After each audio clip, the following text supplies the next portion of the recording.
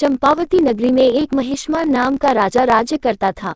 उसके 4 पुत्र थे। उन सब में लुम्पक नाम वाला बड़ा राजपुत्र महापापी था। वह पापी सदा परस्त्री और वेश्यागमन तथा दूसरे बुरे कामों में अपने पिता का धन नष्ट किया करता था। सदैव ही देवता, ब्राह्मण, वैष्णवों की निंदा किया करता था। जब राजा को अपने बड़े पुत्र के ऐसे कुकर्मों का पता चला तो उन्होंने उसे अपने राज्य से निकाल दिया। तब वह विचारने लगा कि कहाँ जाऊं, क्या करूं। अंत में उसने चोरी करने का निश्चय किया। दिन में वह वन में रहता और रात्रि को अपने पिता की नगरी में चोरी करता तथा प्रजा को तंग करने और उन्हें मारने का कुकर्म करता। कुछ समय पश्चात सारी नगरी भयभीत हो गई। वह वन में रहकर पशु आदि को मारकर खाने लगा। नागरिक और राज्य के कर्मचारी उसे पकड़ लेते किंतु राजा के भय से छोड़ देते। वन में एक अति प्राचीन विशाल पीपल का वृक्ष था। लोग उसकी भगवान के समान पूजा करते थे। उसी वृक्ष के नीचे वह महापापी लुम्पक रहा करता था।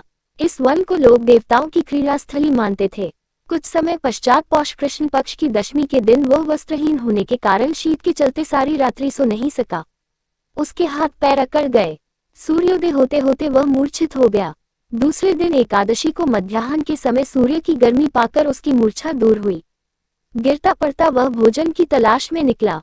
पशुओं को मारने में वह समर्थ नहीं था, अतः पेड़ों के नीचे गिर हुए फल उठाकर वापस उसी पीपल वृक्ष के नीचे आ गया। उस समय तक भगवान सूर्य अस्त हो चुके थे। वृक्ष के नीचे फल रखकर कहने लगा, हे भगवान, अब आपके ही अर्पण है ये फल, आप ही तृप्त हो जाए।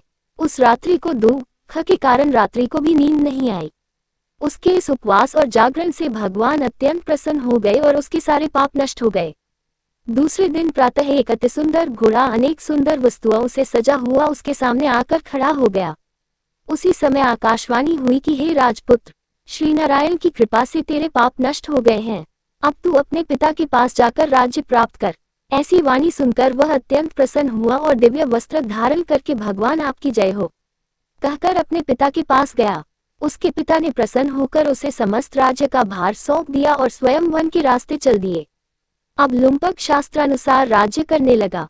उसकी स्त्री, पुत्र आदि सारा कुटुंब भगवान नारायण का परम भक्त हो गया। वृद्ध होने पर वह भी अपने पुत्र को राज्य का भार सौंपकर वन में तपस्या करने चला गया और अंत समय में वैकुंठ को प्राप्त हुआ। अतः जो मनुष्य इस परम पवित्र सफला एकादशी का व्रत करता है उसे अंत में मुक्ति मिलती है। जो नहीं करते वे पूंछ और सींगों से रहित पशुओं के समान हैं। इस सफला एकादशी के महात्म्य को पढ़ने से अथवा श्रवण करने से मनुष्य को अश्वमेध यज्ञ का फल मिलता है।